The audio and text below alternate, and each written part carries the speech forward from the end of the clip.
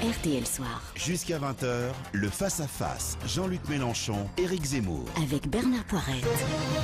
Ils sont parfaitement face à face dans le studio de la rue Bayard. Donc, à ma droite, Éric Zemmour, auteur du Suicide français paru chez Albin Michel. Bonsoir Éric Zemmour. Bonsoir. À ma gauche, Jean-Luc Mélenchon, L'air du peuple, paru chez Fayard. Je montre les deux livres. Il y en a un petit mince et il y en a un gros épais. Alors écoutez, on va parler de diverses choses dont vous avez souhaité débattre et qui sont pour beaucoup dans vos deux livres, bien entendu. Donc ça fait débat. Mais je voudrais quand même vous poser une question d'actualité qui m'est venue en écoutant sur cette antenne Éric Zemmour hier à propos de l'affaire de la crèche qui était installée au Conseil général de Vendée. Donc on a demandé au Conseil général de la retirer, qui fait appel. Donc pour le moment, elle va être réinstallée sans doute. Moi, j'aimerais bien que vous précisiez la chose. Demander de retirer la crèche du Conseil général de Vendée, pour vous, c'est clair, ça ouvre la voie à une invasion de l'islam, d'une certaine façon. Non, pas du tout. C'est pas ça que j'ai pas mal du compris. tout. Vous avez mal compris. Oui. Oui. C'est simple, en fait. D'ailleurs, si on va parler d'immigration, j'ai apporté un sondage dont vous avez parlé sur l'antenne d'RTL et qui est très intéressant, que je soumettrai à Jean-Luc Mélenchon.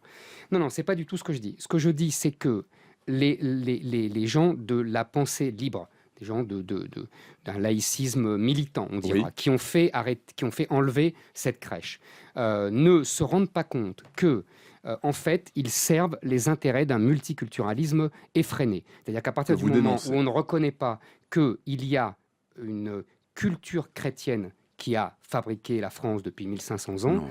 Mais si. Les racines chrétiennes de la France, les racines chrétiennes de la France, c'est une évidence, Jean-Luc Mélenchon. Non, c'est pas une évidence. Non. Bon, écoutez, vous allez répondre. Donc à partir de ce moment-là où on abat les racines chrétiennes de la France, c'est pour imposer une espèce d'égalité factice, non pas juridique évidemment, puisque ça c'est évident, cette égalité, mais une égalité culturelle, une égalité émotionnelle qui fait qu'on veut imposer un multiculturalisme généralisé. Et donc, avec l'islam comme culture française, au même niveau, si j'ose dire, que la culture chrétienne. Encore une fois, je parle bien de culture et non pas de religion. Voilà. Bon, Jean-Luc Mélenchon, plus laïcard que vous, il n'y a pas. Donc le fait de mettre une crèche dans un conseil général, mais déjà, ça vous dérange, je conteste le thème de laïcard, monsieur. Je n'ai pas dit laïcard. Il y a la République laïque, une et indivisible, je suis laïque. Plus laïque que vous. Bon, je ne vous dis pas journalard. Non, pas du tout. Pour décrire cette manie de tout ridiculiser. Non, c'est pas. J'appartiens à une tradition française majoritaire favorable à la laïcité de l'État, c'est-à-dire à la séparation des églises, toutes les églises et les institutions civiles de la République. En l'occurrence, ici, il s'agit d'une mairie, et j'estime en effet en conseil général ou une mairie, c'eût été de même. C'est un lieu public, et les manifestations de la foi religieuse, qui sont respectables dans le cadre privé, à l'église, ça se conçoit parfaitement et personne n'a rien à dire contre ça, ne sont pas acceptées dans les établissements publics. Je voudrais rappeler que la France s'est sortie de 3 siècles de guerre civile ouverte ou larvée, parce que nous n'avons trouvé aucune solution au problème de la coexistence de catholiques et protestants qui se sont entremassacrés, les catholiques étant les plus nombreux, massacrant le plus, et cette débauche de crimes a été d'ailleurs célébrée en place publique par le pape Jean-Paul II, qui est venu pour célébrer la messe le jour de l'anniversaire de la Saint-Barthélemy. Les gens comme moi ne l'oublient pas. Par conséquent, il faut se souvenir que nous avons gagné la paix civile. Nous avons gagné la paix civile grâce à la séparation des églises et de l'État. Et aujourd'hui, voyez-vous les mêmes conséquences qu'il y a la présence de religion de l'Église et de l'État. Bon, aujourd'hui qu'il y a, aujourd'hui qu'il y a Henri IV, il n'a pas fait la séparation de l'Église et de l'État, Henri IV. Mais ça n'a pas été la paix civile. Provisoirement en tout cas. Je termine juste. Allez-y, terminez, Jean-Luc Mélenchon. Ce que vous voulez, quand vous voulez, Éric Zemmour, mais venons juste sur le moment.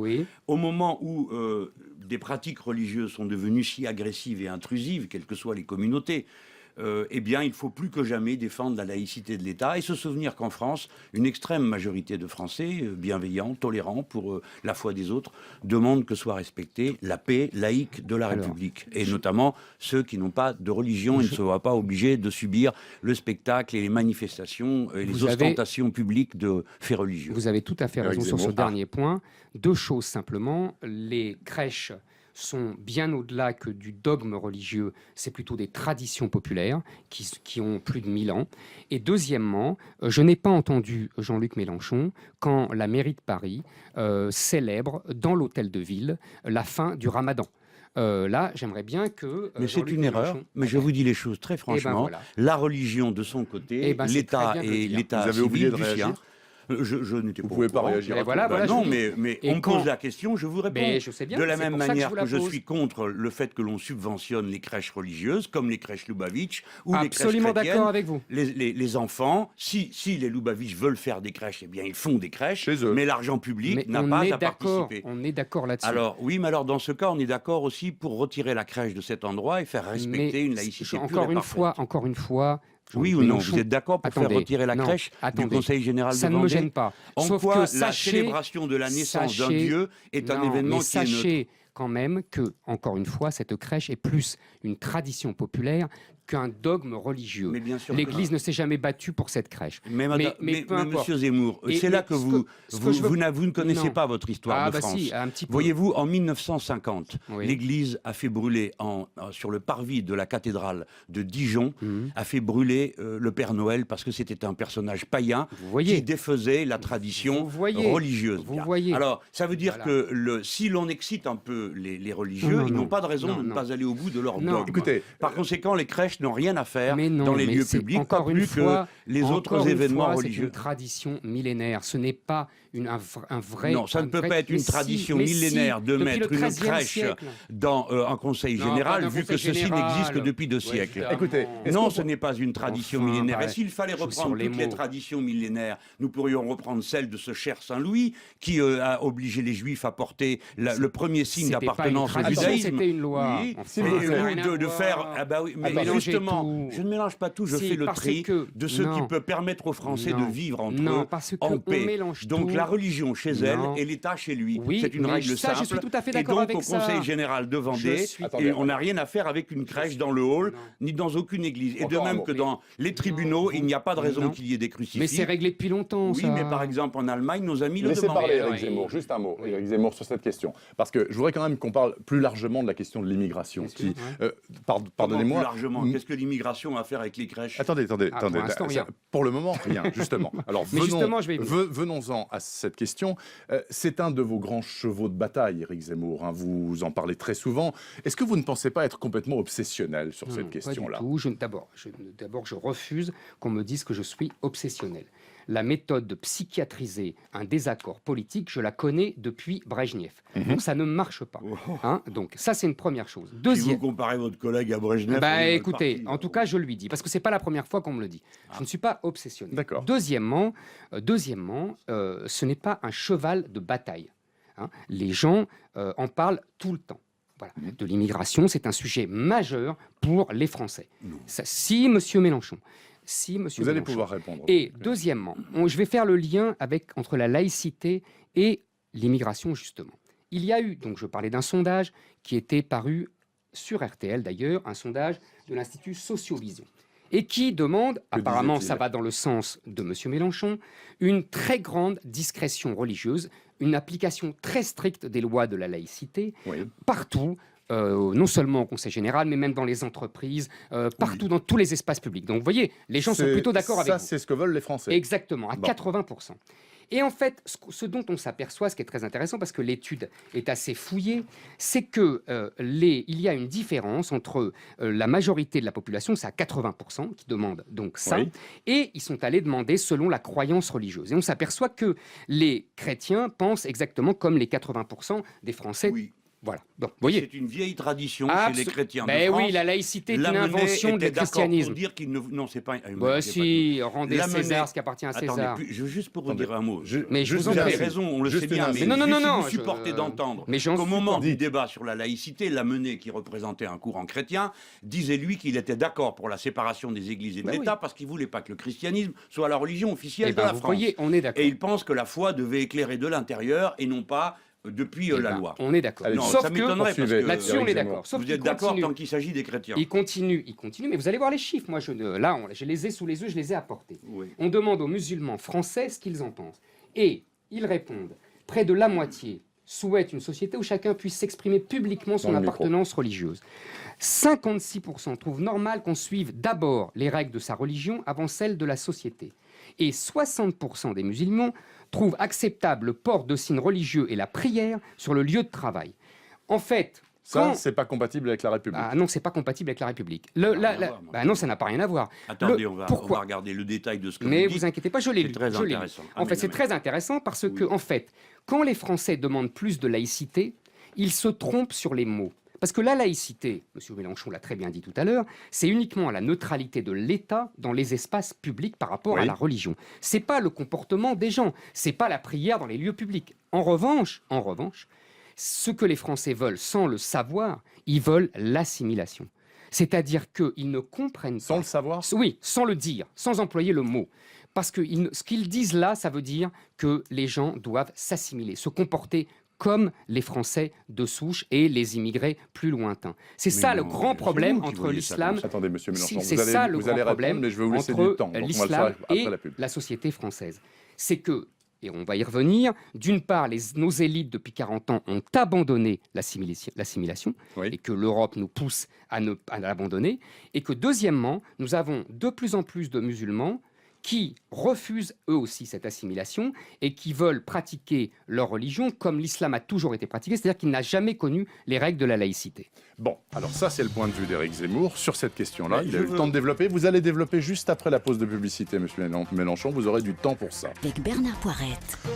Jean-Luc Mélenchon qui publie L'Air du peuple chez Fayard. On verra tout à l'heure bien sûr pourquoi il a titré son livre ainsi, et Éric Zemmour, Le suicide français chez Albin Michel. Jean-Luc Mélenchon, c'est à vous donc à propos de cette étude à laquelle Éric Zemmour faisait allusion. Si on a bien compris, est-ce que vous avez compris comme moi, il semblerait que les populations immigrées, notamment musulmanes dans notre pays, ne veulent pas s'assimiler. Bon, déjà, alors... Commençons par prendre les choses dans l'ordre dans lequel elles se sont présentées dans notre discussion.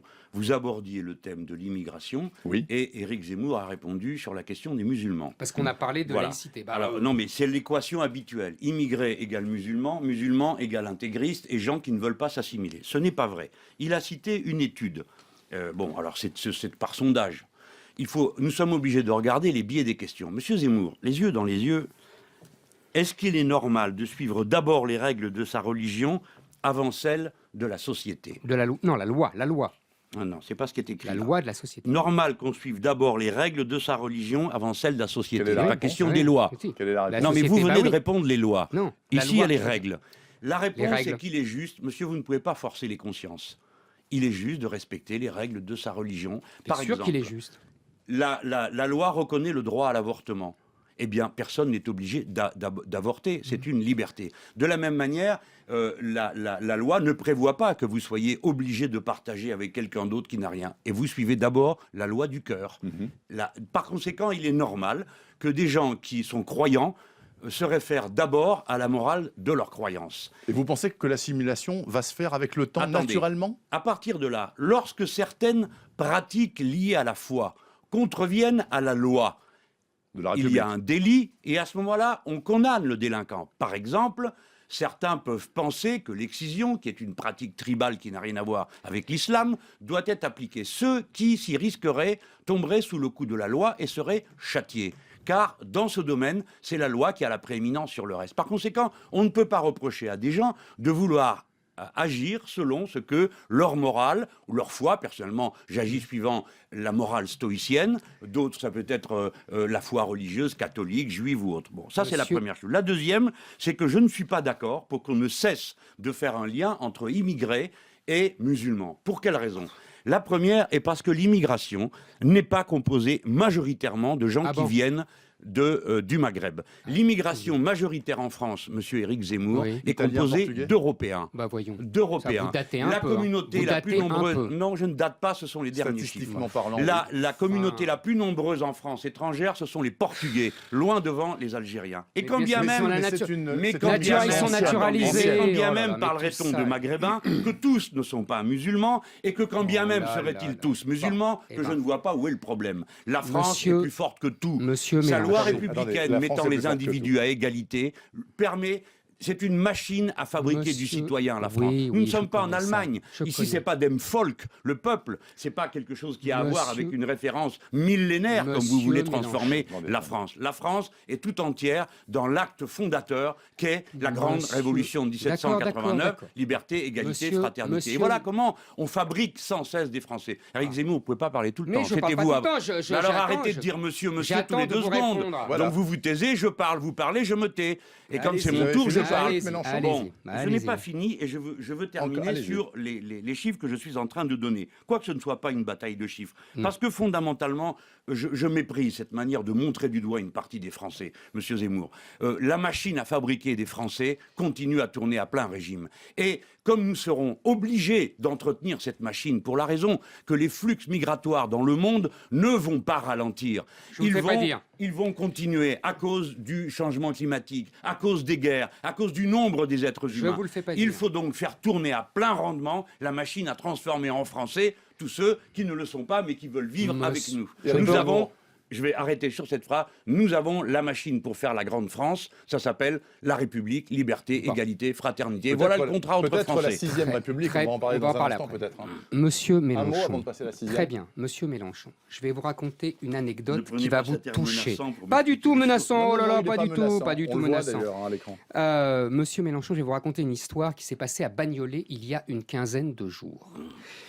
Une mère de famille musulmane, voilée, racontait à une élue de Bagnolet ses altercations avec la directrice de l'école qui ne supportait pas qu'elle soit voilée comme ça et qu'elle veuille accompagner sa fille dans l'établissement scolaire. Et elle parle avec donc l'élu local et qui lui est... Et donc la mère de famille disait « mais je suis française, c'est scandaleux de ne pas me faire ça, etc. » Et l'élu local dit « ça ne se voit pas que vous êtes française ». Et l'autre s'énerve évidemment, et elle dit « parce que vous êtes voilée ». Cette dame s'appelle Karine Lombardo, elle est élue municipale Front de Gauche.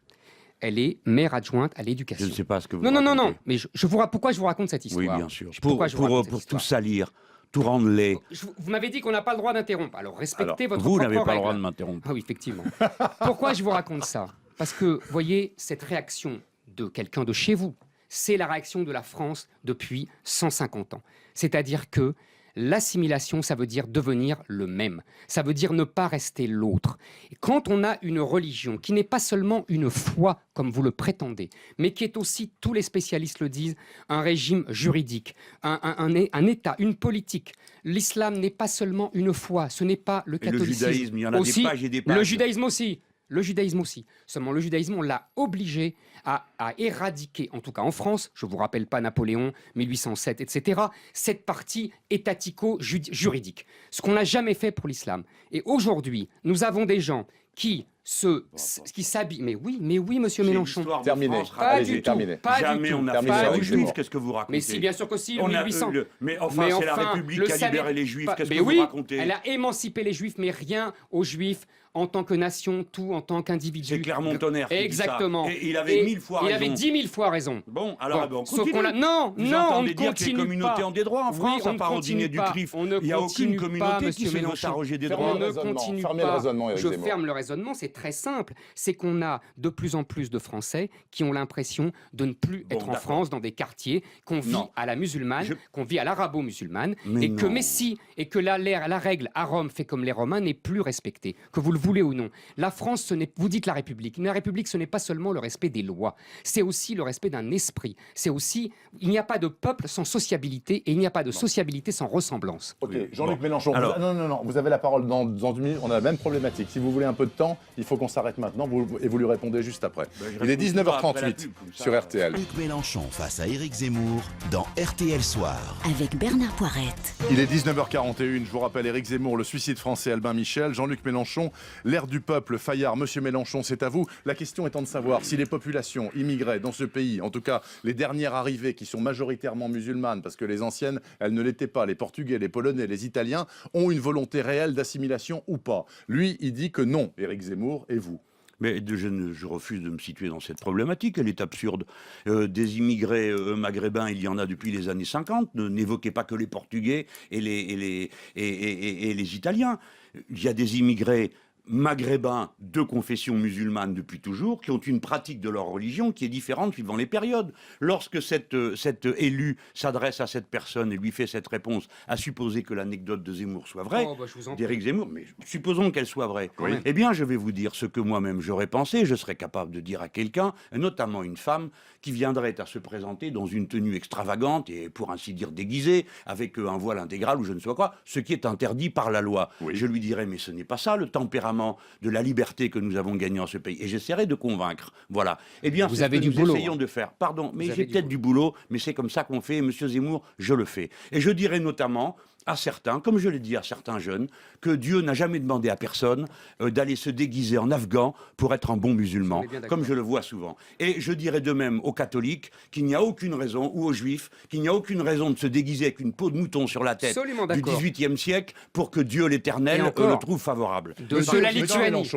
Lituanie. Je ne confonds pas les manifestations religieuses exagérées avec la bonne volonté, la bienveillance de l'immense majorité des croyants et des pratiquants musulmans, catholiques et juifs de ce pays, sans oublier l'immense bonne volonté de tous ceux qui sont obligés de supporter tout ça, alors qu'ils ne sont pas eux-mêmes croyants. Bien, alors écoutez, monsieur l'assimilation... Passons, s'il vous le voulez bien, aux institutions, puisque vous disiez que la grande lessiveuse républicaine française arrivait à tout laver avec le temps, et que finalement, ces gens-là seraient assimilés. Il n'y a pas de problème dans... Comment parlez-vous? Non, mais ces gens-là, ce sont des Français, monsieur. Ce sont des Français, absolument, qui n'ont pas forcément la religion majoritaire, mais c'est pas du tout un problème. Et vous dites qu'avec le temps, la République fera son travail. Mais quelle République? Nous avons toujours eu, on va parler de quelle République? Celle-là ou la prochaine? Il y a toujours eu le problème des pratiques religieuses ostentatoires, perturbatrices, diviseuses. On a toujours mais là, il y a le nombre, monsieur Mélenchon. Mais le nombre n'a rien à voir avec tout ça. Vous savez très bien, vous l'expliquez vous-même dans votre livre. Non, dans mon livre. Que le nombre est en train de faire exploser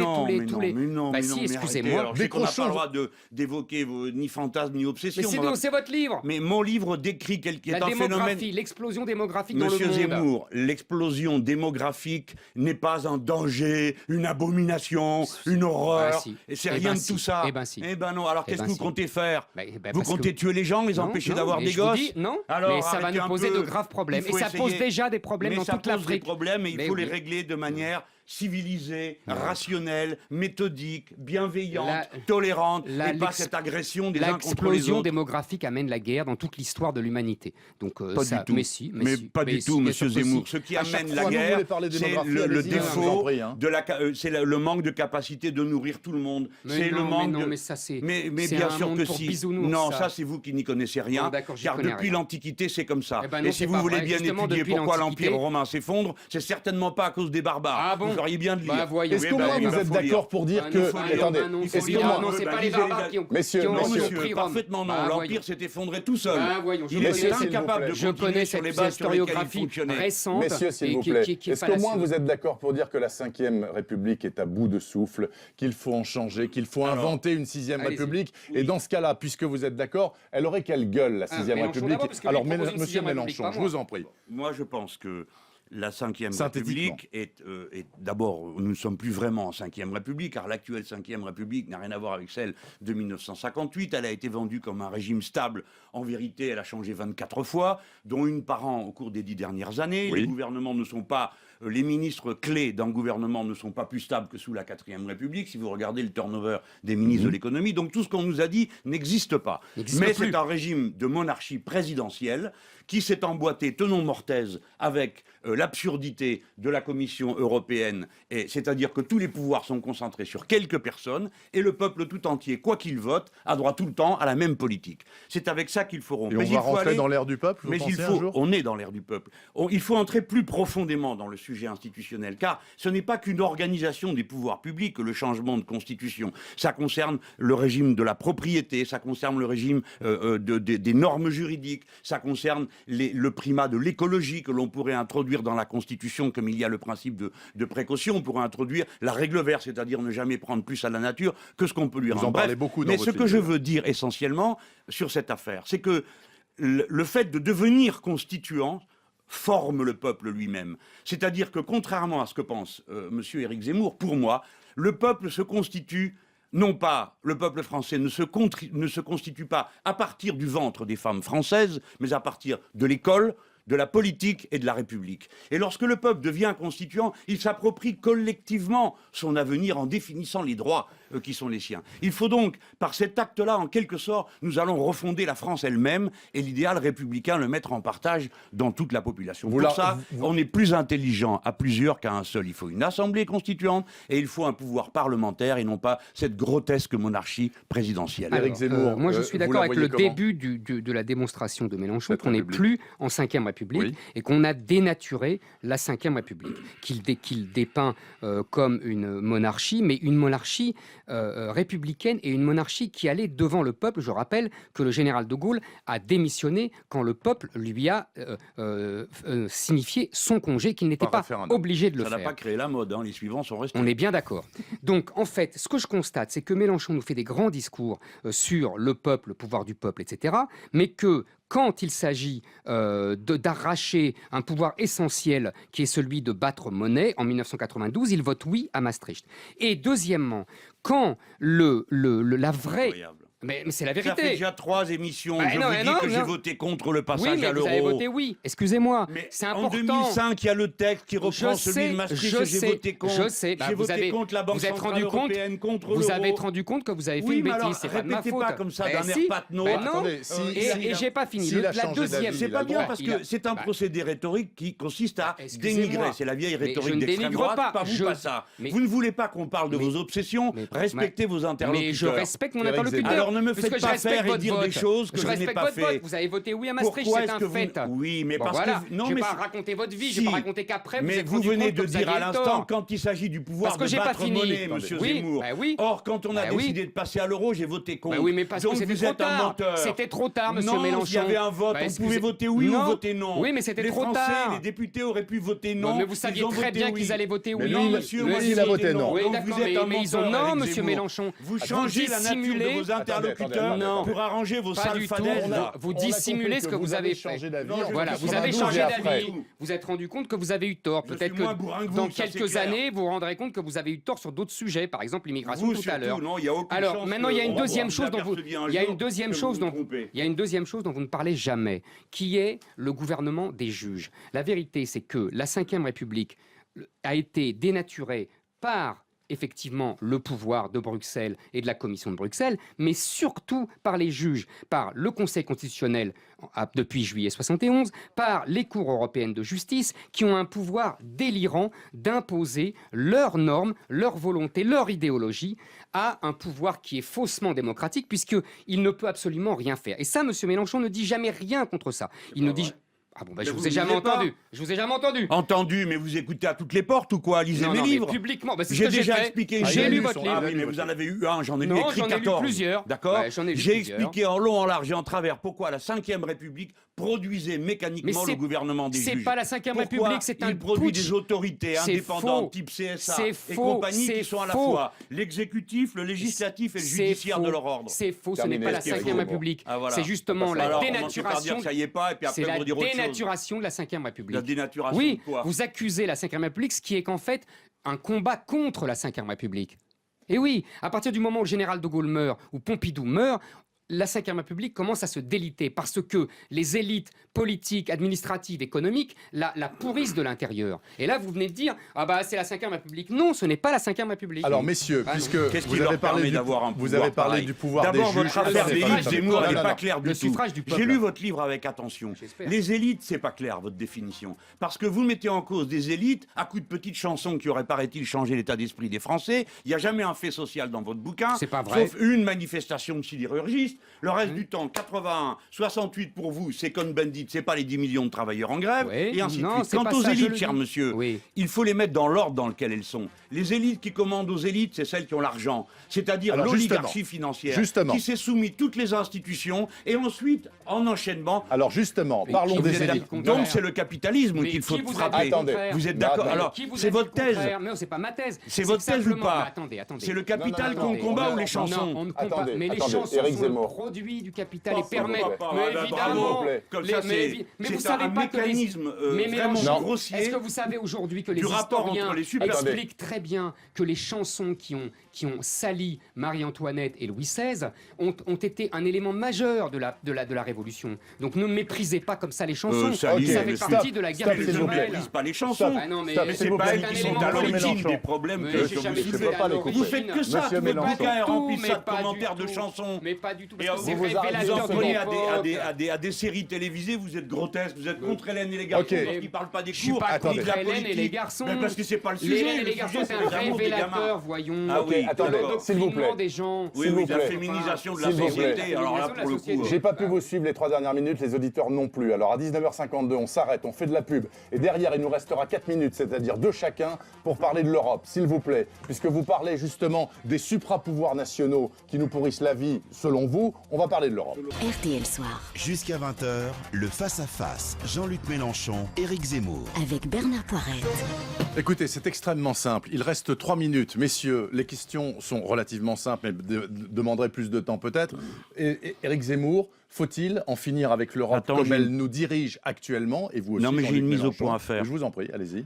Karine Lombardo, qui a été évoquée tout à l'heure comme élue de Bagnolet, n'est pas front de gauche, mais socialiste. Ah, Voilà. moi, c'est écrit front de gauche sur mon. Eh bien, il y a une erreur quelque part. Bon, vous débattrez de ça Désolé, dehors. Ok, l'Europe. On ne débattra pas de ça, c'est non, un non, fait. on débattra pas de ça. C'est un mais- fait. Éric Zemmour, Bruxelles, est-ce que c'est un véritable boulet actuellement pour notre pays? Et est-ce qu'il faut qu'on sorte de là et qu'on lui dise ça suffit? Non, écoutez, c'est est-ce assez. que c'est seulement Madame Merkel C'est assez simple. Il faut savoir ce que l'on veut. En Une fait, minute. moi, je vais aller très vite. Je pense que l'euro est une machine à imposer et à favoriser la domination allemande, économique sur toute l'Europe et à transformer la France en Mezzogiorno. On n'a pas le temps de développer, c'est les théories de Paul Krugman, etc., qui sont un prix Nobel d'économie. Donc, je pense que si on veut être dans un grand ensemble, une espèce d'empire... Non, on n'a qu'une minute. Je suis désolé, Oui, j'aurais été ravi de développer, Allez-y. mais malheureusement, je ne les ai pas.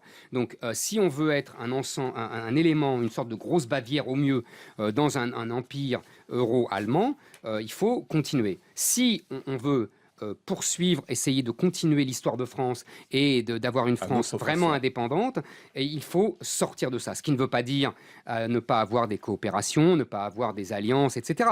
Mais ça veut dire que la machine est en train de nous broyer. Voilà ce que je crois, c'est assez simple. La machine européenne nous broie, selon donc Éric Zemmour. Jean-Luc Mélenchon, allez-y, c'est à je vous. sais pas que selon D'abord, lui. attendez, est-ce que vous regrettez d'avoir dit à Madame Merkel, fermez-la, Madame Merkel? Non, bien sûr que non. C'est Mais quelques jours, on a là. une minute. Non, mais pareil. allez-y. Donc, Oui. moi, dans la minute, il y a Ok. vos machins en plus. Non, mais vous, Non, bon, alors vous on ne parle du regrettez sujet pas. si vous Ok, voulez bien. alors allez-y. Bon. La dernière Pourquoi minute je est à vous. regretterais Elle est à vous. Vous autres, les journalistes, vous aimez ça, qu'on vienne regretter. Mais j'en sais rien, ça a bon. pu vous échapper. Oh, bien sûr. Et pourquoi pas? Oui, un tweet va m'échapper. Ben voyons. Vous, ça vous échappe. Vos convictions politiques se sont entendues Moi, il y je a un ne instant. tweete pas. Bon. Alors, ouais. Allez-y, l'Europe. La machine européenne est construite sur un modèle qui n'est pas celui de la République française. Et il contient une logique, c'est la constitutionnalisation du libéralisme économique. Il faut donc en finir avec ça. Puisqu'Éric Zemmour a pris le thème de l'euro, commençons par dire que l'euro est aujourd'hui un euro allemand qui asphyxie l'Europe. Mais ce pourrait être un euro français. Il a Pourquoi? été fait au Parce cours que du la Marc, France a la puissance, elle est la deuxième économie du continent, nous allons être la première population, la démographie ça compte, Absolument. Oui. et nous sommes donc un peuple jeune qui a besoin d'investissement. Par conséquent, la politique absurde de l'Allemagne, dirigée par M. Schauble, qui crée des pauvres par paquet et des travailleurs misérables, ne durera pas, Éric Zemmour. Et donc, il faut une France forte, qui parle fort et qui dit, ces traités-là, c'est fini. Il faut désobéir ou nous entendre. Et je dirais à Madame Merkel, non pas dit Mao Tzu, la seule chose que je regrette, c'est que j'ignorais, Mao Tzu, j'étais c'est un jamais. mauvais élève en allemand. Je croyais que ça voulait dire shut up. Mais non, c'est un petit peu plus. En attendant, je lui dirais, Madame, vous ne donnez pas d'ordre à la France. Pas plus que vous n'avez à en donner aux Grecs, aux Portugais ou aux Espagnols.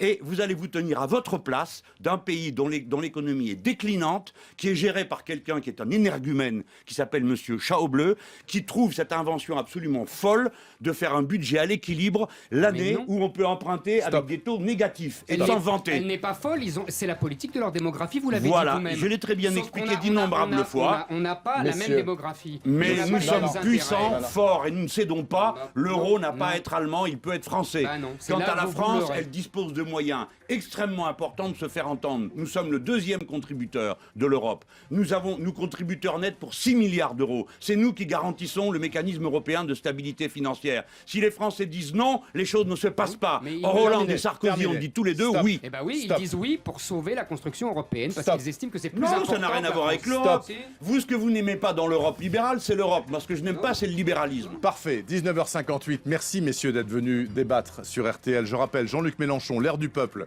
chez Fayard, le suicide français, Éric Zemmour chez Albin Michel. Ouais, Bon, pas tout, gay, achetez pas ça pour tout ce Noël, qu'ils n'ont achetez pas le dit mien. là, C'est déjà fait, ils sont le déjà disent fait. là-dedans. Oui, Bonne achetez. chance, Là, tu amusez-vous vas- bien.